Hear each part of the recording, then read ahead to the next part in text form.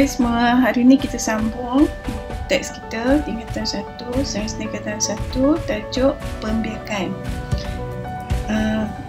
Sebelum ni kita dah bincangkan dengan buku teks tajuk pembiakan seks. Hari ini kita tengok pembiakan aseks, ya. Okey, kita tengok sini. Pembiakan aseks ialah penghasilan individu baru oleh organisma hidup tanpa melibatkan sel pembiakan. Ingat lagi sel pembiakan tu apa? Contoh sel pembiakan ni, gamet jantan kita panggil sperma. Kalau gamet betina kita panggil ovum. Jadi pembiakan aseks berlaku dalam organisma ringkas seperti amoeba, paramecium dan hydra.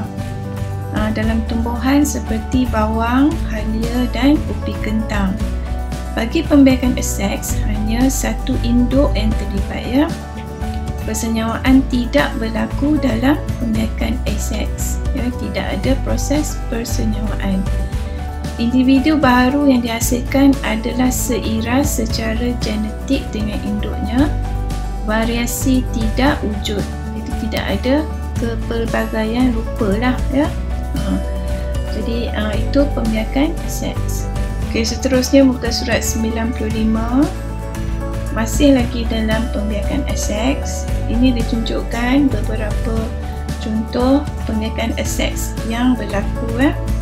Ada 5 contoh, iaitu belahan kedua. Ini semua anak-anak kena ingat, ya. Belahan kedua, pertunasan, penjanaan semula, pembentukan spora, pembiakan vegetatif. Kita tengok satu-satu sebab kamu semua kena tahu, ya. Yang kedua ni, satu sel induk dia terbahagi kepada 2 sel anak. Macam ni contoh dia bagi amoeba. Ada satu sel induk, nanti nukleus dia bahagi dulu, kemudian sitoplasma dia akan membahagi jadi 2 sel anak. Jadi sel anak ni tidak ada variasi dengan sel induk, dia sama sahaja, ya, rupanya sama, daripada 1 menjadi 2. Ini dalam amoeba, begitu juga dalam bakteria atau paramecium, ya. Pertunasan ialah proses pembentukan tunas pada badan organisma. Tunas bermula sebagai satu struktur yang berkembang dan kemudiannya terputus dan membentuk individu baru. Lebih dekat, ya. Okey, ini satu hydra, ya, satu individu hydra. Nanti dia akan tumbuh tunas bila masa yang sesuai. Kemudian tunasnya akan membesar dan akan terpisah daripada induk. Jadi ada aseks yang seterusnya ialah penjanaan semula. Penjanaan berlaku apabila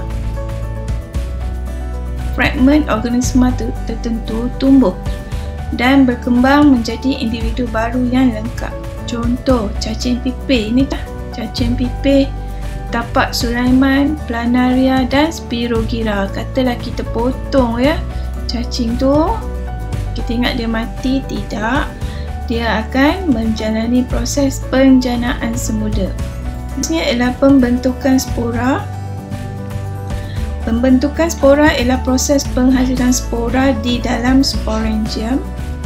Selepas sporangium pecah, spora yang halus dan ringan akan disebarkan oleh angin. Apabila sampai di tempat yang lembap, bila sesuailah tempat tu sesuai, spora tumbuh menjadi tumbuhan yang baru. Dia bagi contoh alga, kulat, paku pakis dan bakteria daripada sporangium, ya. Ada macam bintik-bintik ni. Ini kandung spora kita panggil, ya.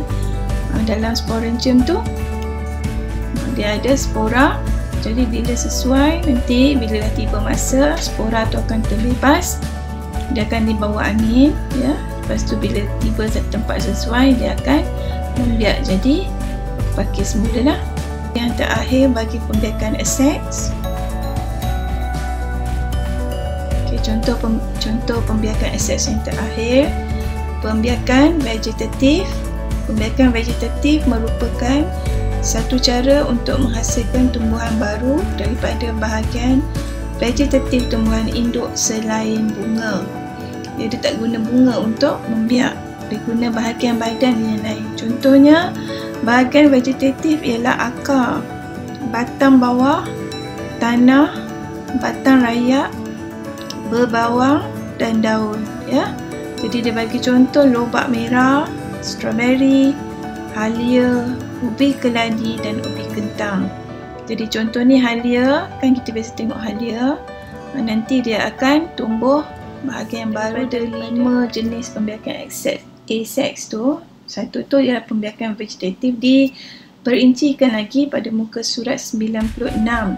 Dia nak tunjuk bahagian-bahagian yang menjadi bahagian-bahagian tumbuhan tersebut yang boleh membiak menjadi individu baru, kan.